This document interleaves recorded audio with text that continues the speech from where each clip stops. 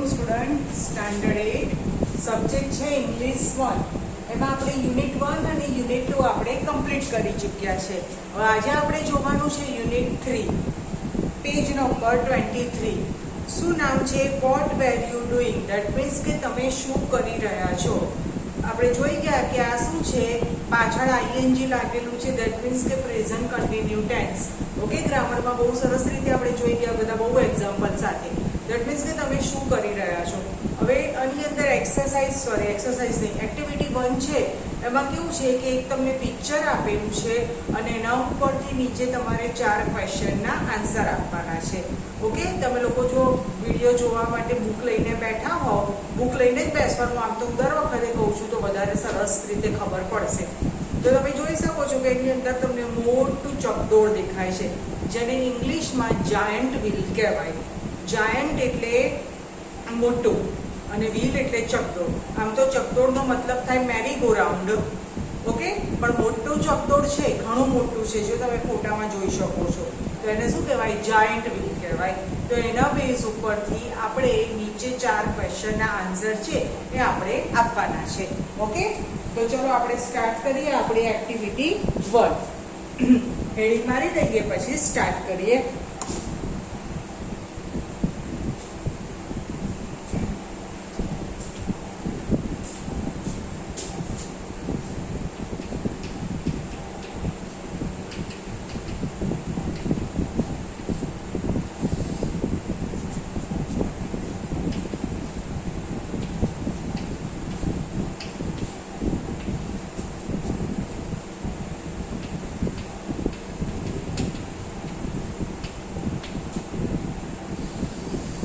Answer the question. હવે હું question નહીં લખું, કારણ કે ક્વેશ્ચન માટે તો તમારી જોડે બુક છે જ. પછી ખોટું લખીને આપણે ટાઈમ બગાડવાની જરૂર નથી, કારણ કે આપણે બધું બહુ ભણવાનું છે. ચલો ટ્રાન્સલેશન કરીશ.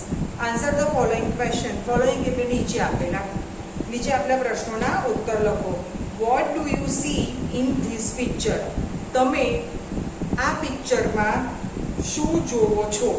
તો આજુબાજુ બિલ્ડિંગ છે, આપણે જોવાની જરૂર નથી. મેઇન શું છે? Giant wheel. ઓકે, તો શું થશે કે I see a giant wheel in this picture. Okay, what do you see છે, દેટ મીન્સ કે સિમ્પલ પ્રેઝન્ટ ટેન્સ છે, સાદો વર્તમાન કાળની વાત છે. એટલે જે કાળમાં પૂછ્યું છે આપણે એ જ કાળમાં લખવાનું.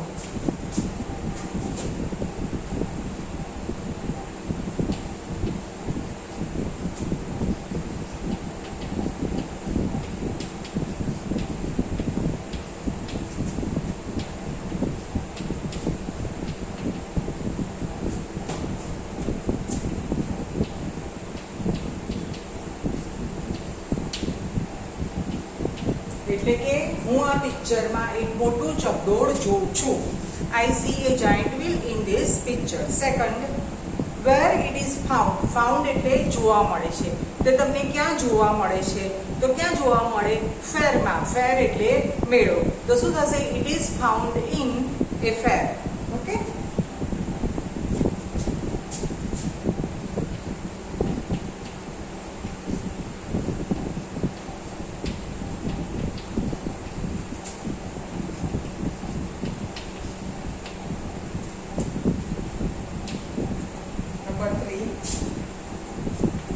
Have you ever taken a ride in it?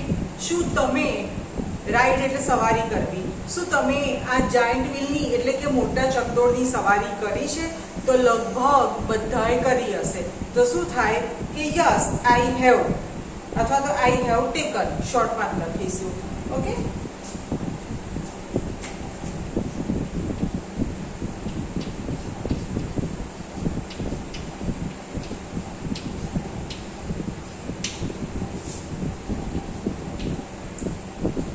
કોઈ પણ આન્સર આપો એમાં યસ કે નો થી આન્સર શરૂ થતો હોય તો ઓલવેઝ યસ ને નો પછી કોમા મૂકવાના. યસ હોય તો પણ કોમા મૂકવાના અને નો હોય તો પણ કોમા મૂકવાના. ઇંગ્લિશમાં અમુક આવા રૂલ્સ છે. ઓકે, ચલો next. Tell your class about your experience riding on it. Tell એટલે કહેવું. ઓકે, તમારા વર્ગમાં અબાઉટ એટલે વિશે, એક્સપિરિયન્સ એટલે અનુભવ. અને રાઇડિંગ એટલે તમે જે જાયન્ટ વ્હીલને માં સવારી કરી, ચકડોળમાં બેઠા, તો તમારો અનુભવ કેવો રહ્યો એના માટે તમારે તમારા વર્ગમાં એટલે ક્લાસમાં કહેવાનું છે. પણ અત્યારે તો આપણે ક્લાસમાં ભણતા નથી, તો આપણે એના વિશે આપણે લખી દઈશું. હું આન્સર લખું, પછી તમને દરેકનું ટ્રાન્સલેશન કરીને બતાવીશ. ઓકે.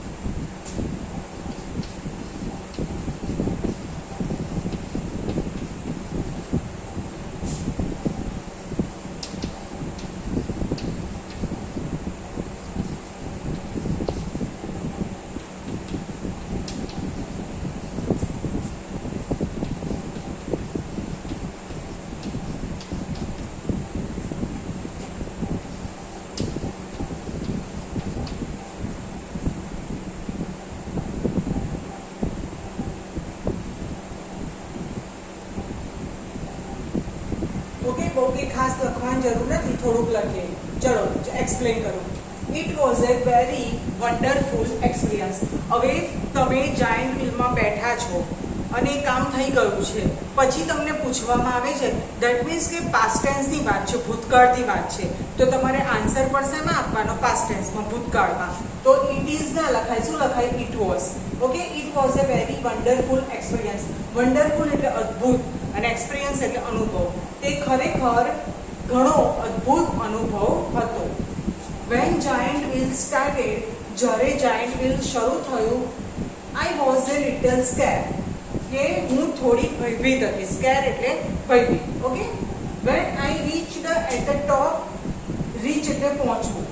જ્યારે જાયન્ટ વ્હીલમાં સૌથી ઉપર, ટોપ એટલે સૌથી ઉપર હું પહોંચી, એવરીથિંગ લુકડ સો ટાઇની. ટાઇની એટલે નાનું, અહીંયા સ્મોલ શબ્દ નહીં વાપરીએ.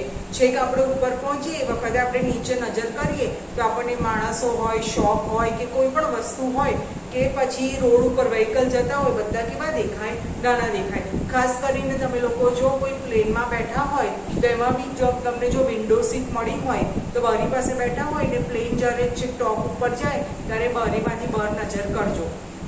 તો નીચે રોડ હોય કે કોઈ બી જગ્યા હોય ત્યાં આવી રીતે જો ટુ વ્હીલર હોય કે ફોર વ્હીલર જ્યારે ફરતા હોય ને તો આટલા નાના નાના રમકડાના જાણે વ્હીકલ ફરતા હોય ને એવા લાગે. અને માણસો બી ફરતા હોય ને તો આપણને ખાલી માથું જ દેખાય, એના ઉપરથી ખબર પડે કે કોઈ જઈ રહ્યું છે. અને ઘર ને મોટા મોટા બિલ્ડિંગ એ પણ તમને નાના નાના દેખાય, જાણે તમને એવું લાગે કે આપણે કોઈ ઓફિસ વર્ક માટે મોડલ તૈયાર કર્યું છે. તમે ઓફિસ વર્કનું મોડલ જોયું હશે ને, એમાં બધું નાનું નાનું હોય છે. તો આ તો થઈ જાયન્ટ વ્હીલની વાત. ઓકે. તો એમાં જ્યારે હું ટોપ ઉપર પહોંચી તો બધી વસ્તુ મને કેવું દેખાય? ટાઇની એટલે નાનું દેખાયું. Okay. I am really enjoy the riding of giant wheel. મેં ખરેખર જાયન્ટ વ્હીલની જે સવારી હતી એને એન્જોય એટલે કે મેં મજા માણી. ઓકે, તો આ તો જાયન્ટ વ્હીલ વિશેનો એક્સપિરિયન્સ હતો. ઓકે, ચલો નેક્સ્ટ એક્સરસાઇઝ જોઈએ. એક્ટિવિટી 2 શું છે? Read this story. બીનું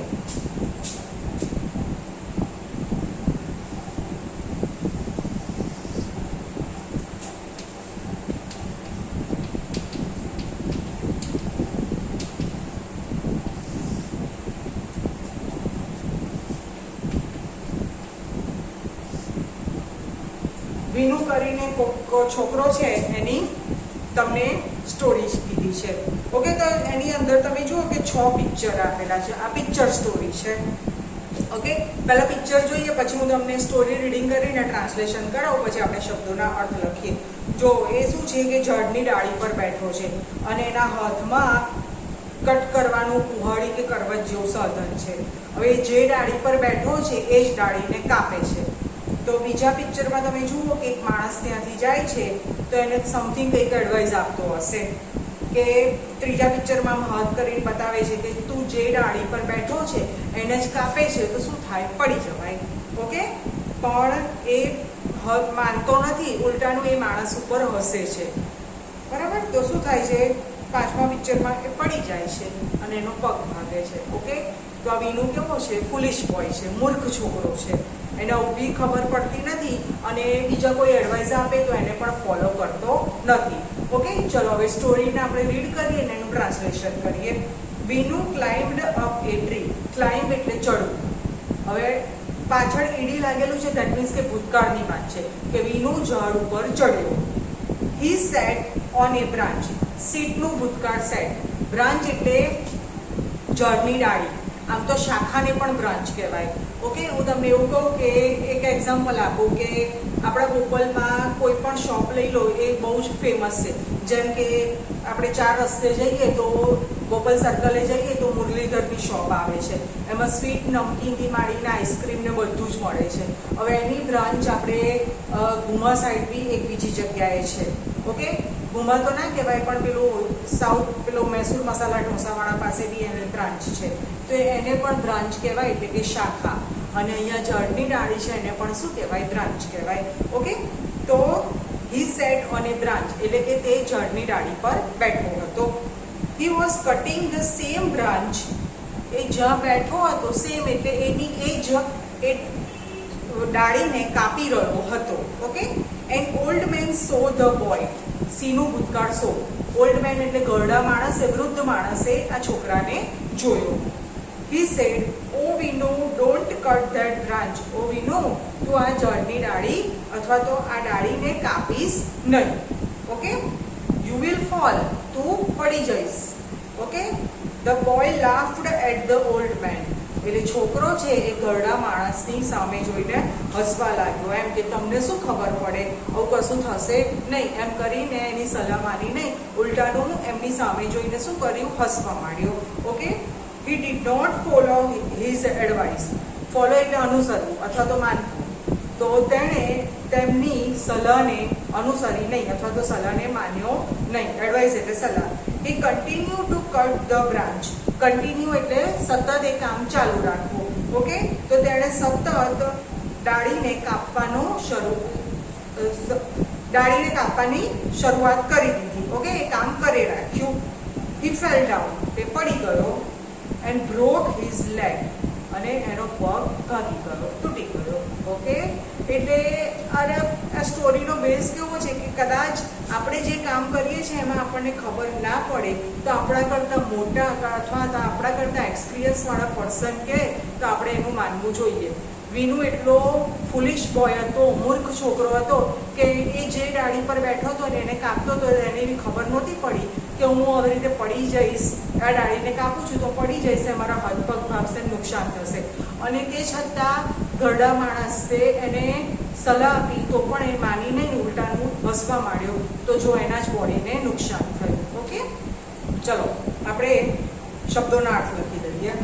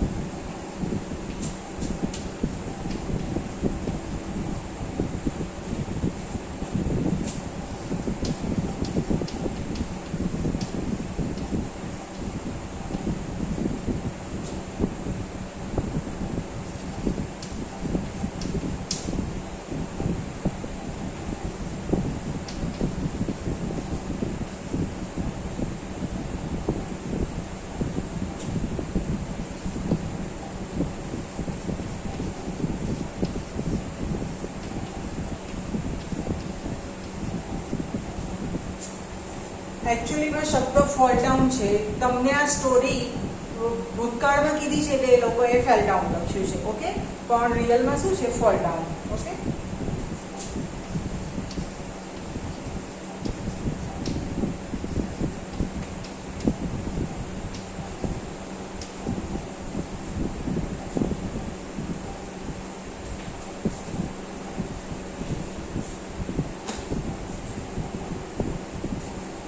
ઓકે, ચલો. ક્લાઇમ્બ અપ એટલે ઉપર ચડવું, બ્રાન્ચ એટલે ઝાડની ડાળી, કટ એટલે કાપવું, ઓલ્ડ મેન એટલે વૃદ્ધ માણસ, ફોલ એટલે પડી જવું, લાફ એટલે હસવું, ફોલો એટલે અનુસરવું, માનવું, એડવાઇસ એટલે સલાહ, કન્ટિન્યુ CONTINUE. ઓકે, પછી ફોલ ડાઉન એટલે પડી જવું અને બ્રેક એટલે ભાગવું. ઓકે, ચલો. હવે આમાં કોઈ ક્વેશ્ચન આન્સર છે નહીં. હવે એક્ટિવિટી 3 જુઓ. થોડુંક તમને સમજાવી દઉં, પછી ઘણો મોટો લેટર છે એટલે આ વખતે તો પોસિબલ નથી, પણ નેક્સ્ટ ટાઈમ જોઈશું. ઓકે, ઉપરનું હેડિંગ સમજાવી દઉં એટલે નેક્સ્ટ ટાઈમ જ્યારે વિડીયો હોય તે વખતે આપણે સીધો લેટર રીડિંગ કરવાનું સ્ટાર્ટ કરીએ. Okay, read the following letter. નીચેનો પત્ર વાંચો. Tina lives in a town called Halol. મેં તમને તે દિવસે સમજાવ્યું હતું કે મોટું હોય તો શું કહેવાય? સિટી. અને એકદમ નાનું પોપ્યુલેશન બહુ જ ઓછી હોય તો એને શું કહેવાય? તો કે વિલેજ કહેવાય. વિલેજ એટલે નાનું ગામ. એ બંને વચ્ચેનું હોય એટલે કે સિટી કરતાં નાનું અને વિલેજ કરતાં મોટું, તો એના માટે કયો શબ્દ વાપરવામાં આવે છે? ટાઉન વાપરવામાં આવે છે. ઓકે, આજે 1 કે 2 લાખની વસ્તી ધરાવતું હોય તો એને સિટી શબ્દ પ્રોપર ના કહેવાય, અને 1-2 લાખની વસ્તી હોય તો એને વિલેજ પણ ના કહેવાય. તો એના માટે કયો શબ્દ વાપરવામાં આવે છે? ટાઉન. ટાઉન એટલે નગર, જે સિટી કરતાં નાનું, શહેર કરતાં નાનું, અને વિલેજ એટલે ગામડા કરતાં મોટું હોય. તો ટીના ક્યાં રહે છે? તે હલોલ કરીને એક ટાઉન છે ત્યાં રહે છે. ઓકે, લીવ્સ એટલે આ કેવું છે? સિમ્પલ પ્રેઝન્ટ ટેન્સ, સાદા વર્તમાન કાળની વાત છે.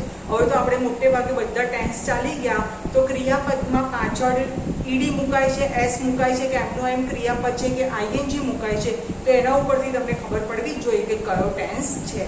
Okay, it is surrounding by small villages and it is not far from Vadodara. Surrounding એટલે ઘેરાયેલું. ઓકે, અને કોનાથી ઘેરાયેલું છે? તો કે નાના ગામડાઓથી ઘેરાયેલું છે. હલોલ શું છે? ટાઉન છે, પણ એની આજુબાજુ નાના ગામડાઓ છે, તો એ નાના ગામડાઓથી ઘેરાયેલું છે. And it is not far from Vadodara.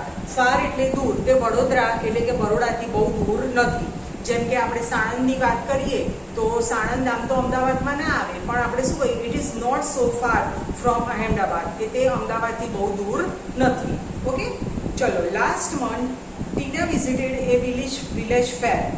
ગયા મહિને ટીનાએ જે ગામમાં મેળો થયો એની મુલાકાત લીધી હતી. નિયર હલોલ. હલોલની નજીક કોઈ ગામ હતું, ત્યાં મેળો થયો હતો, તો એની એણે મુલાકાત લીધી હતી. After a few days, few એટલે થોડા દિવસ પછી, she visited a trade fair in Vadodara. બરાબર, ટ્રેડ ફેર એટલે વેપારી મેળો. ઓકે, વડોદરામાં બહુ વેપારી મેળો હતો, એની પણ એણે મુલાકાત લીધી હતી. 2 ટાઈપના મેળાની મુલાકાત લીધી હતી. She wrote a letter to her friend Meena who lives in Bhuj. બરાબર, એની એક ફ્રેન્ડ છે મીના, કે જે ક્યાં રહે છે? ભુજમાં રહે છે. તો એણે એને અનુવર્ણન કરતો પત્ર એટલે કે લેટર લખ્યો હતો. 2 ટાઈપના મેળાની મુલાકાત લીધી હતી ને. ઓકે, તો જો હાલોલ 25 જુલાઈ 2014. ઓકે, હવે ઘણો લાંબો લેટર છે. જો અત્યારે આપણે કરવા બેસીએ તો એનું ટ્રાન્સલેશન, શબ્દોના અર્થ, એમાં આપણે ખાસા જ ટાઈમ જતો રહે. ઓકે, એટલે નેક્સ્ટ ટાઈમ આપણે એક્ટિવિટી 3માં આ બધો લેટર છે એનું ટ્રાન્સલેશન કરીશું, અને પાછળ એની એક્ટિવિટી પણ છે. ઓકે, બીજી એક વસ્તુ કે વર્કશીટમાં તમને બ્લેન્ક્સ, પછી શબ્દોના અર્થ, ઓપોઝિટ, એવું બધું પૂછવામાં આવે છે. તો ઓબ્વિયસલી બાજુમાં જગ્યા હોય તો ઘણા સ્ટુડન્ટ કેવું કરે છે કે જગ્યા દેખાય તો વર્કશીટની અંદર લખી દે છે. હવે 25 માર્ક્સની વર્કશીટ હોય, તમે 10 માર્ક્સનું વર્કશીટમાં લખો અને બાકીનું 15 માર્ક્સનું પેપરમાં લખો. એ પ્રોપર છે નહીં. 8મા ધોરણમાં આવ્યા તો બધું જ તમારે પાછળ પેજમાં લખવાનું, અને આગળ વર્કશીટ અને પાછળ તમે જે A4 સાઇઝનું પેજમાં લખ્યું હોય એ એટેચ કરવાનું. ખાલી 5th સ્ટાન્ડર્ડ સુધી જ તમને વર્કશીટમાં અંદર લખવાની પરમિશન આપે છે. જો તમે વર્કશીટમાં ક્યાંય બી જગ્યા દેખાઈને લખ્યું હશે તો હું ચેક નહીં કરું, એ વર્કશીટ પાછી આવશે, તમારે ફરીથી લખવી પડશે. બરાબર? એટલે તમારે લખવાની મહેનત ડબલ થશે. ચેક નહીં કરવું એટલે માર્ક્સ પણ નહીં મળે. એટલે જો તમારે માર્ક્સ જોઈતા હોય તો તમારે ફરીથી લખવી પડશે. એના કરતાં બેટર છે કે તમારે એક જ વખત લખવી છે તો તમે પાછળ A4 સાઇઝનું પેપર જોડી અને પછી લખી શકો છો. ઓકે?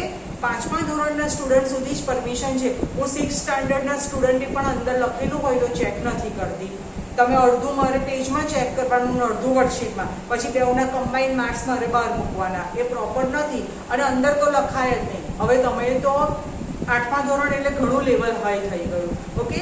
છેલ્લી 2-3 વર્કશીટથી હું સૂચના આપું છું કે વર્કશીટની અંદર લખવું નહીં. તો પણ ઘણા સ્ટુડન્ટ માનતા નથી ને અંદર જ લખે છે. ઓકે? તો માર્ક્સ નહીં આપું, ભલે તમારા પેરેન્ટ્સ કમ્પ્લેન લઈને આવે. તમારે ફરીથી લખવું તૈયારી હોય તો અંદર લખજો, અથવા માર્ક્સ ના જોઈતા હોય તો અંદર લખજો. ઓકે? આજનો વિડીયો અહીંયા પતે છે. અહીંયા તમારે જે જાણીત બિલના જે ક્વેશ્ચન આન્સર છે એ લખી દેવાના અને આ બાજુ આપણે શબ્દોના અર્થ લખ્યા છે એ લખી દેવાના. નેક્સ્ટ વિડીયોમાં આપણે એક્ટિવિટી 3માં જે મીનાવાળો લેટર છે એ આપણે જોઈશું. ઓકે? નમસ્કાર.